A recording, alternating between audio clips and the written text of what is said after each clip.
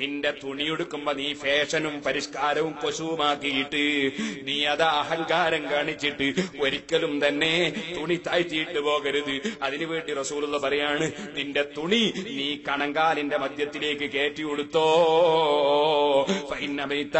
അങ്ങനെ നീ ചെയ്യുന്നില്ലെങ്കിൽ ഫൈലൽ കഅബൈൻ, നെരിയാണി വരെ നീ താഴ്ത്തിക്കോ. നെരിയാണിന്റെ ചോട ഒരിക്കലും തന്നെ നിന്റെ തുണി നീ താഴ്ത്തി കൊടുക്കല്ലേ. വയ്യാക്ക വൈസ്ബാലൽ ലിസാർ, നീ സൂക്ഷിച്ചോ, ഒരിക്കലും തുണി നീ താഴ്ത്തി കൊടുക്കല്ലേ. ഫൈനഹാ മിനൽ മഖ്ഇല, അത് കിബ്റിന്റെ ഭാഗമാണ്, അഹങ്കാരത്തിന്റെ ലക്ഷണമാണ്.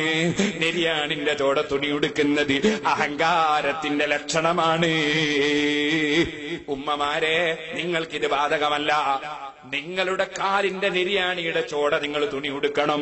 ഒരു ചാണെങ്കിലും നിലത്തോട്ട് താഴ്ത്തിയിടണമെന്നാ പണ്ഡിതന്മാര് പറയുന്നത്. കാരണം നിങ്ങളെ കാല് മറ്റൊരാൾക്ക് കാണാൻ പാടില്ല, നിങ്ങളെ കൈ മറ്റൊരാൾക്ക് കാണാൻ പാടില്ല, നിങ്ങളെ തല മറ്റൊരാൾക്ക് കാണാൻ പാടില്ല, നിങ്ങളുടെ ശരീരത്തിന്റെ ഒരു ഭാഗവും അന്യപുരുഷന്മാര് കാണാൻ പാടില്ല. അതുകൊണ്ട് തന്നെ ശരീരം പൂർണ്ണമായി മറച്ചിട്ടല്ലാതെ ഉമ്മമാരെ നിങ്ങളെ വീട്ടിൽ നിന്ന് നിങ്ങൾ പുറത്തിറങ്ങരുത് കേട്ടോ. സ്വർഗത്തിന്റെ വാസന പോലും ഹറാമാകുന്ന, നിഷിദ്ധമാകുന്ന ഒരു വിഭാഗത്തെ നബി സല്ലല്ലാഹു അലൈഹി വസല്ലം തങ്ങൾ എണ്ണിയത് നിസാഉൻ കാസിയാത്തുൻ ആരിയാത്തുൻ മായിലാത്തുൻ മുമീലാത്ത് റൂസുഹുന്ന കാസിനിമത്തുൽ ബുഖ്തിൽ മായിലാ. നബി സല്ലല്ലാഹു അലൈഹി വസല്ലം തങ്ങൾ പറഞ്ഞില്ലേ, ഓ ഉമ്മമാരെ, മാറ് മറക്കാതെ, ശരീരം മറക്കാതെ, കൈ മറക്കാതെ, തല മറക്കാതെ, മുടി മറക്കാതെ ഇറങ്ങിപ്പോകുന്ന പെൺകുട്ടികളില്ലേ, ഇറക്കി പറഞ്ഞേക്കുന്ന രക്ഷിതാക്കളില്ലേ, ഇറക്കി പറഞ്ഞേക്കുമ്പോൾ ഒരു മടിയും തോന്നാത്ത ഭർത്താക്കന്മാരില്ലേ. പറയട്ടെ മോനെ, നിസാഉൻ കാസിയാത്തുൻ ആരിയാത്തുൻ മായിലാത്തുൻ മുമീലാത്ത്, വസ്ത്രം ധരിച്ചിട്ടുണ്ട് പക്ഷേ ധരിക്കാത്ത ഫലത്തിലാണ്. ശരീരം കാണേണ്ട സ്ഥലങ്ങളൊക്കെ കാണുന്നുണ്ട്, ഭംഗി പ്രകടമാകുന്നുണ്ട്, മാറിടം കാണുന്നുണ്ട്, കഴുത്ത് കാണുന്നുണ്ട്, കൈപ്പടം കാണുന്നുണ്ട്, കൈയിന്റെ തണ്ട കാണുന്നുണ്ട്, കാലിന്റെ തണ്ട കാണുന്നുണ്ട്. ഇനി അഥവാ ധരിച്ച വസ്ത്രങ്ങൾ തന്നെ കണ്ണാടി പോലെ ആയതിനാൽ ഉള്ളു മുഴുവനും കാണുന്നുണ്ട്. ഈ രൂപത്തിൽ വസ്ത്രം ധരിക്കുന്ന സ്ത്രീകളില്ലേ, അന്യപുരുഷന്മാരെ ആകർഷിപ്പിക്കുന്ന സ്ത്രീകൾ, അന്യപുരുഷന്മാരിലേക്ക് ആകർഷിച്ച് വീഴുന്ന സ്ത്രീകൾ എന്നിങ്ങനെ വിശദീകരിച്ചിട്ട് അവസാനം അല്ലാഹുവിന്റെ റസൂല് പറഞ്ഞു, ലാ യദ്ഖുൽനൽ ജന്ന, അത്തരം സ്ത്രീകൾ സ്വർഗത്തിൽ കടക്കൂല കേട്ടോ. വലാ യജിദ്ന റീഹഹാ, അവര് സ്വർഗത്തിന്റെ വാസന പോലും എത്തിക്കൂല. വഇന്ന റീഹഹാ ലതൂജദു മിൻ മസീറതി കദാ വകദാ, ഫാഷനും പരിഷ്കാരവുമാക്കിയിട്ട് 10 20 കൊല്ലം ജീവിക്കുന്ന ജീവിതത്തിൽ 10 15 കൊല്ലം നിന്റെ യുവത്വം നിനക്ക് മറ്റുള്ളവരുടെ മുമ്പിൽ പ്രകടിപ്പിക്കണമെന്ന് തോന്നുന്ന യുവതികളെ, എന്റെ ഭാര്യമാരുടെ ഭംഗി മറ്റുള്ളവരെ കണ്ട് ആസ്വദിക്കണമെന്ന് ചിന്തിക്കുന്ന വിവരമില്ലാത്ത ഭർത്താക്കന്മാരെ, ചിന്തയില്ലാത്ത ആങ്ങളമാരെ, ചിന്തയില്ലാത്ത രക്ഷിതാക്കളെ, നിങ്ങളെ മക്കള് നരകത്തിൽ കിടക്കുന്നതിൽ നിങ്ങൾക്ക് താല്പര്യമുണ്ടോ? സ്വർഗത്തിന്റെ വാസന അവർക്ക് ഹറാമാകുന്നതിൽ നിങ്ങൾക്ക് താല്പര്യമുണ്ടോ? നിങ്ങളുടെ കൂടെ ഒന്നായി ജീവിച്ച നിങ്ങളെ ഭാര്യമാര് സ്വർഗത്തിന്റെ വാസന ഹറാമാക്കപ്പെട്ട കൂട്ടത്തിൽ അവരുൾപ്പെടണമെന്ന് നിങ്ങൾ ചിന്തിക്കുന്നുണ്ടോ? ഇല്ലെങ്കിൽ ശരിക്കും ആലോചിച്ചോളണം. അവനവന്റെ ഭാര്യയ്ക്ക് പരിപൂർണമായി അവറത്ത് മറക്കാനുള്ള വസ്ത്രം വാങ്ങിച്ചു കൊടുത്തോളണം. പൂർണ്ണമായി മറച്ചിട്ടല്ലാതെ അത്യാവശ്യത്തിന് വേണ്ടി പോലും അവരെ പുറത്തിറക്കാൻ പാടില്ല.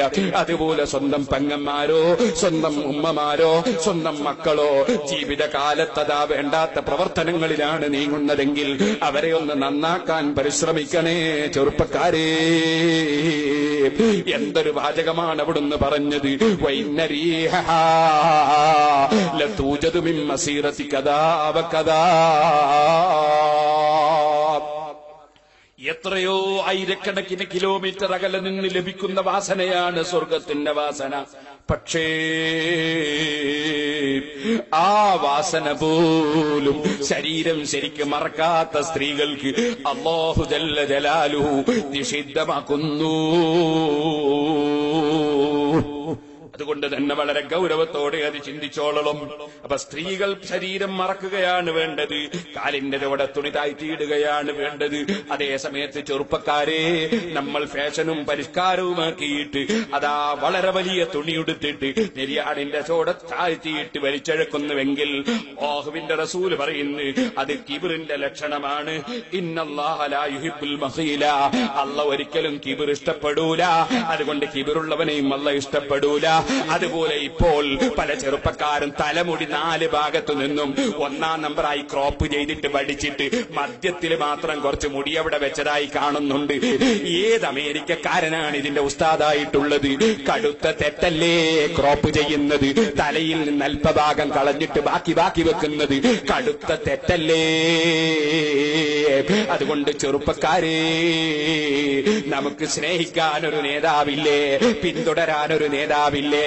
ആ നേതാവിനേക്കാൾ ഭംഗിയുള്ള നേതാവ് ആരാണ്?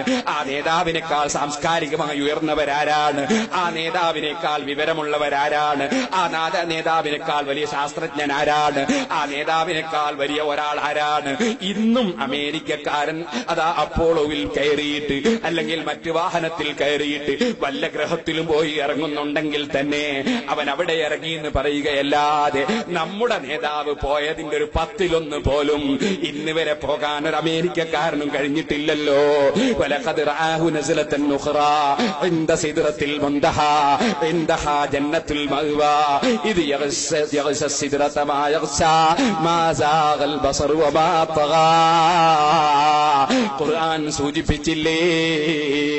ആകാശ ലോകങ്ങൾ മുഴുവനും അല്ലാഹുവിന്റെ റസൂൽ സഞ്ചരിച്ചില്ലേ? സർവ്വഗോളങ്ങളും അവിടുന്ന് ചെന്ന് നോക്കിയില്ലേ? സ്വർഗവും നരകവും വരെ അവിടുന്ന് കണ്ടില്ലേ? അവിടുന്ന് പോകാത്ത ലോകമില്ലല്ലോ, സഞ്ചരിക്കാത്ത രാജ്യമില്ലല്ലോ, അവിടുന്ന് കാണാത്ത വിവരമില്ലല്ലോ, അറിയാത്ത വിഷയമില്ലല്ലോ.